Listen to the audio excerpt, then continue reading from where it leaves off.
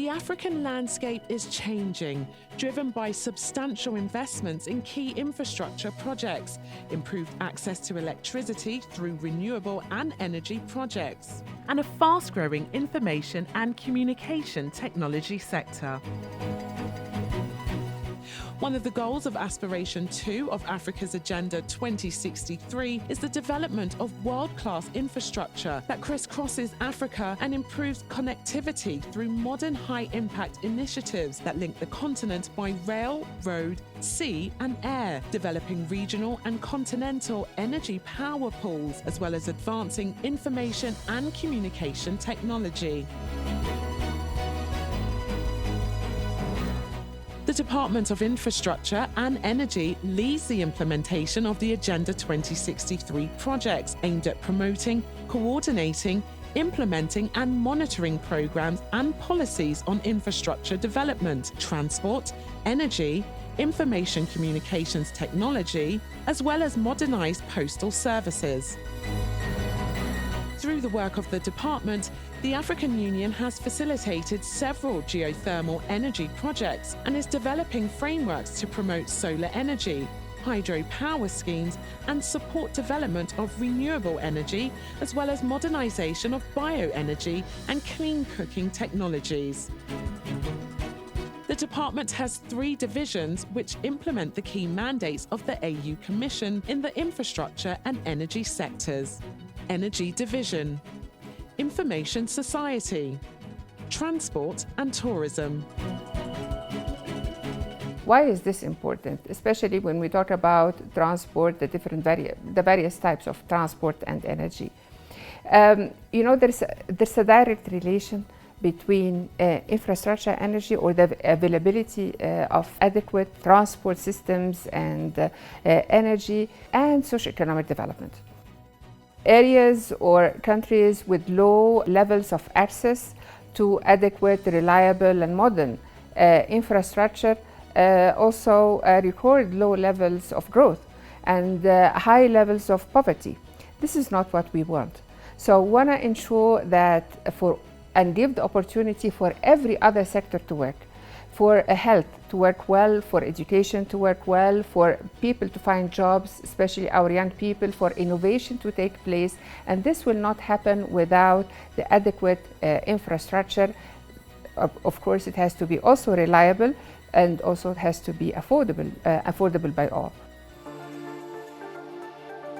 The Programme for Infrastructure Development in Africa is one of the continental frameworks of Agenda 2063 and the blueprint for infrastructure transformation of the continent for the period 2012 to 2040. It is a multi-sector programme covering transport, energy, transboundary water networks and telecommunications, and provides a common framework for African stakeholders to build the infrastructure necessary to boost trade, spark growth and create jobs.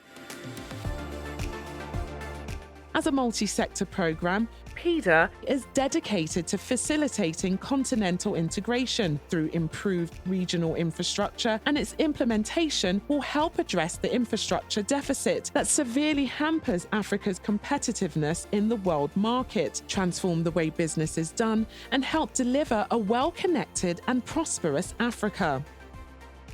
The implementation of PIDA is expected to lead to reduced energy costs and increased access, with savings on electricity production costs of $30 billion a year, and increase in power access from 39% in 2009 to nearly 70% in 2040, providing access to an additional 800 million people. Reduced transport costs and boosting intra-African trade. Transport efficiency gains will be at least $172 billion in the African Regional Transport Integration Network. Promoting intra-African trade due to shift from overseas trade to trade between countries and within and across regions as envisioned in the AFCFTA.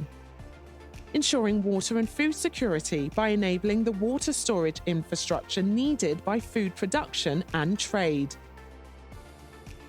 increase global connectivity by boosting broadband connectivity by 20 percentage points. Increasing broadband penetration by 10% will increase GDP by strengthening connections between goods, services, and markets, and between people and jobs.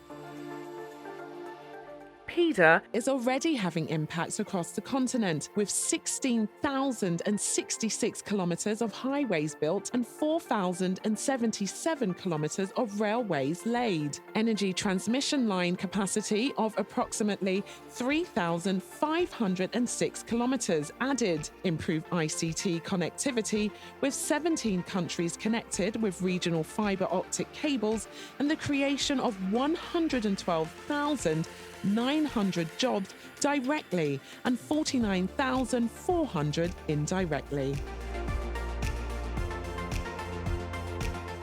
In addition to the overarching PIDA strategy, the African Union is implementing several Agenda 2063 flagship projects aimed at accelerating Africa's infrastructure and energy requirements, namely the integrated high-speed train network, which will connect African cities and commercial centres and facilitate the movement of goods, factor services and people, reduce transport costs, as well as relieve congestion of current and future transport systems.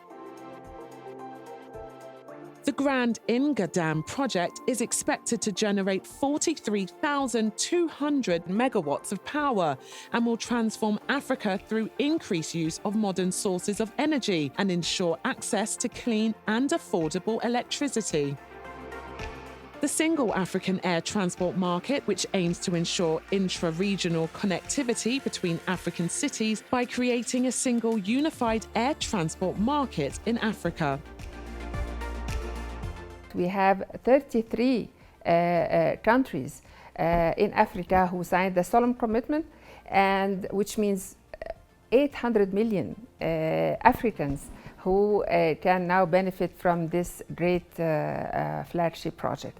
It's on the air transport, the Single African Air Transport Market.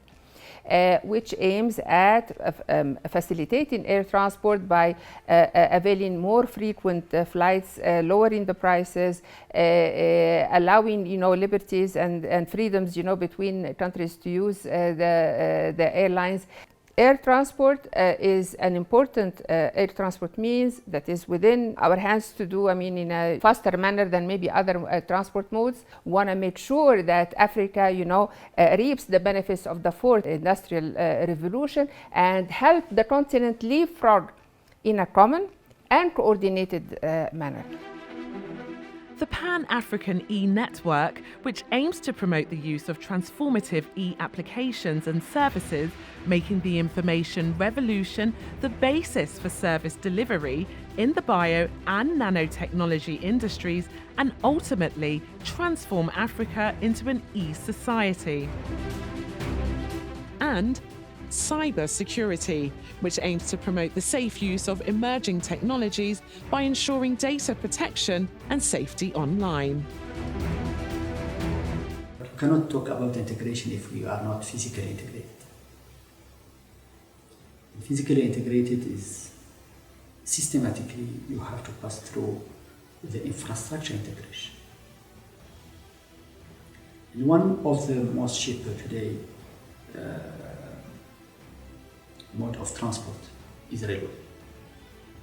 So if you wanted to, for example, to produce any subject in Ethiopia and you wanted to sell it, for example, in Morocco, if you are not really keen about the cost of transportation, maybe it will be easier for Morocco to buy from you, to invest in infrastructure. You will create jobs.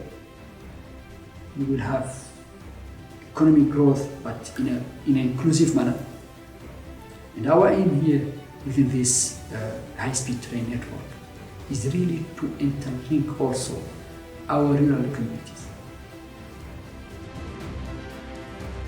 One of the other key projects of the department is Dot Africa, which is the geographic top-level domain for the people and continent of Africa. The mission to create Africa's very own online identity began as far back as the OR Tambo and Abuja declarations of the 1990s, where it was resolved to use ICT to ensure the development of Africa. The .Africa domain name affords individuals, governments, companies, and others the opportunity to associate their products, services, and information with the continent and people of Africa. .Africa is one of the most important digital ID for the continent. As you may see, in this digital era, in digital world, if you don't have your own identity, you will be identity of somebody else. Hence, back in 2000, some African experts were trying to defend against some of the international agents who were trying to hijack .Africa. They stopped it, and they reached out the African Union in early 2008, and the African Union started then to take over. Since the domain name .Africa is a geographical name, it reflects the identity of all Africans. It belongs to Africans and should not belong to anyone else. The application process took a long time. We applied first time in 2011, and the delegation of the .Africa to the African Union has been done only in 2017, and following few of the administrative matter and legal matter, it's really now up and running. And so far we have over 20,000 names that are being actually operated in Africa. The Department of Infrastructure and Energy also works with several key continental organisations to implement sectoral programmes, including the African Civil Aviation Commission, the African Airlines Association, African Telecommunications Union, Pan-African Postal Union, African Energy Commission, African Commission on Nuclear Energy. Find out more about Agenda 2063 and the work of the African Union in promoting infrastructure and energy development by visiting www.au.int.